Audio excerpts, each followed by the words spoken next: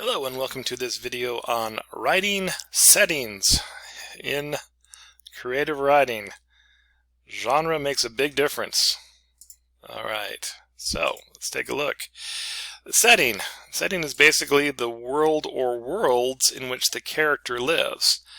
Now, sometimes the story is on Earth. Sometimes it's in a made-up world that's Earth-like. Sometimes it's interstellar. It just kind of depends on the story. Regardless, the characters exist in some sort of world or worlds. And how do we describe them? And what's some things we need to consider? Well, a common rule of thumb is that speculative fiction tends to need more time, meaning more words, spent on describing setting.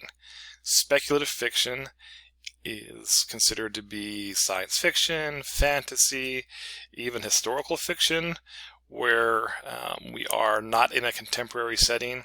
And so the setting actually plays a role in what's happening with the characters.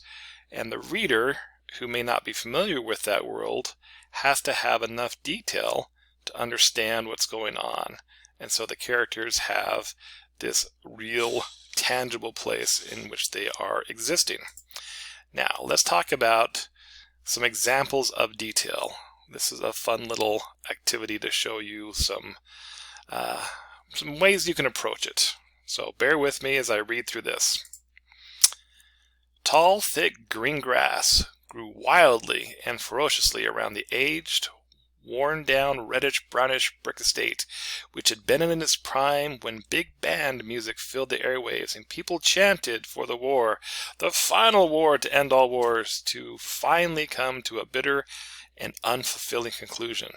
Linens, spotted and torn from overuse and neglect, hung from the clothesline, flapping anxiously in the midsummer breeze, as if they could not wait to once again return indoors, away from the threat of impending rain, even if that meant returning to the decrepit house. Okay, that is a lot of detail. Now compare this amount of detail to what's on the next page. The house looked old.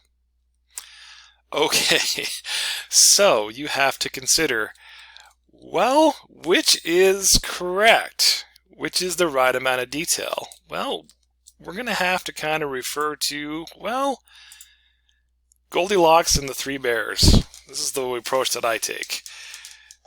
Remember the story Goldilocks and the Three Bears? For example, when she goes to find, I think it was the porridge, right?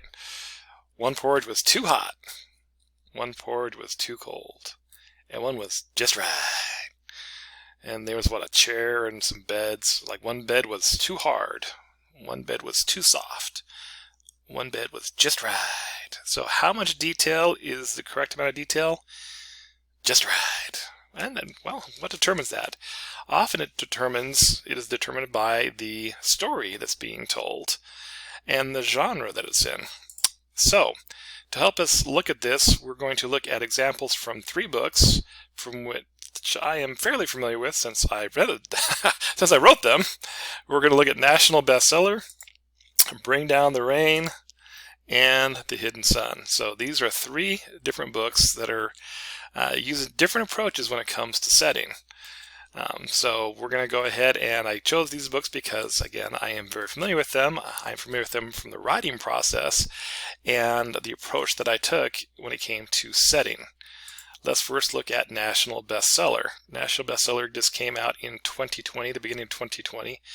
What makes this book rather interesting is that this was written before this whole COVID-19 thing. And there's a lot of similarities between what I kind of predicted in this book of how the media and the world would react to something that is quite globally impactful. In my case, I wrote it about peak oil and the idea that we are using more oil than we can possibly generate, and then how the national hysteria comes from that. This is a contemporary novel. It's told from 2 points of view, but it happens now. And so there's not a lot of time and effort that I have to spend on describing the world because it is a familiar world. It could be really anywhere USA. Granted, it takes place in North Carolina because that's where I live, and I was able to use a lot of local knowledge on that. But as far as the amount of detail that I had to include as for setting, it was not a lot. Now, one of the characters does work at a television station as a news director. I've done that in my life, and I did that for quite a few years. So I tend to spend a little more time on the detail of that world and those settings because they may not be as familiar to the general public in that regard. But that's about it. So not a lot, and I can spend a lot more time focusing on characters and dialogue. Moving on to the next example, Bring Down the Rain. For giggles, this actually is my thesis project that I wrote for my master's thing, and actually it's very proud of this book. Actually, I'm proud of all my books, but this book takes place in the late 80s.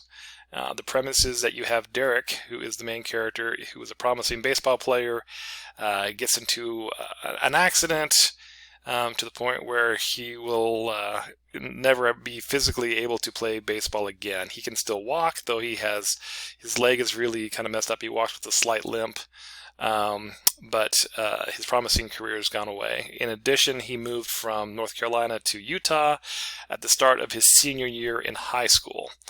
I went to high school in Utah, and I graduated about these years. That shows how old I am. So I was able to pull on a lot of details from my own experiences to be able to set the whole idea of this world of the 1980s and use what was realistic then.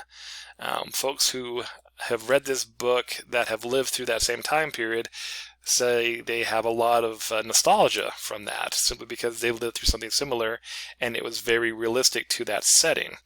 So I had to spend a little more time on setting here because there's quite a lot of differences between how we live now and the fact of how they lived back then. It may not seem like it, but things we take for granted that just didn't exist back in the 1980s made a big difference on how this book needed to be written, plus the nostalgia fact. All right, and then last but not least is The Hidden Sun. This is my very first book that I ever wrote, and it is the one that I promoted the most and sold the most, and it was the first book of a trilogy. This is a book that I wrote really for my daughters. It's about a faraway land and princesses and not really princess, a princess and a bad guy and all this kind of stuff. Action, romance, a lot of influences from The Princess Bride kind of a thing. But I had to create this world from scratch.